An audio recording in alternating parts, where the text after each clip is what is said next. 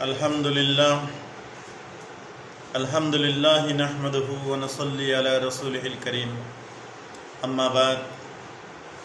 मेरे आजिज़ भाई बुजुर्ग दोस्तों, अल्लाह जल्ला जलालुहु व अम्मन वालहु वशंक मेहरबानी फजल करम एहसान যিনি আমাদেরকে মানব জাতি বানাইছেন, সর্বশ্রেষ্ঠ জাতি বানাইছেন, যিনি আমাদেরকে মুসলমান বানাইছেন, আলহামদুলিল্লাহ।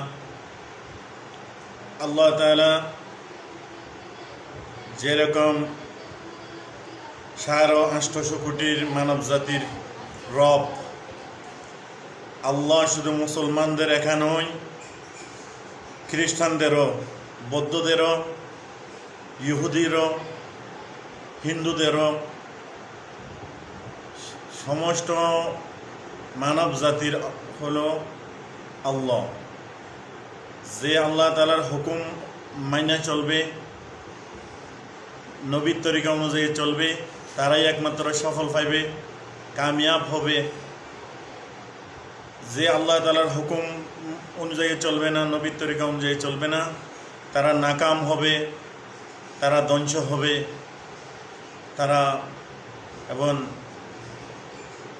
তারা নিজেরা নিজেরে ক্ষতিগ্রস্ত হবে।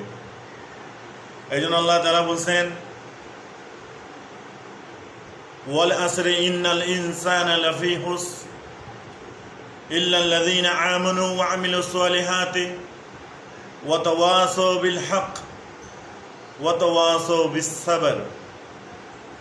আল্লাহ তাআলা বলেন, যে সমস্ত মানব জাতি ক্ষতিগ্রস্ত মধ্যে আছে, ইল্লাল্লাযীনা আমানু, যারা আল্লাহর উপরে ঈমান আনছে, ওয়া আমিলুস সালিহাত, যারা নেক আমল করে। আল্লাহ তাআলার উপরে ঈমান আনার পরে যারা নেক আমল করে, যারা লা ইলাহা ইল্লাল্লাহর উপরে ইয়াকিন আনার পরে মুহাম্মদুর রাসূলুল্লাহ সাল্লাল্লাহু আলাইহি ওয়াসাল্লামের উপরে ইত্তেবা করে,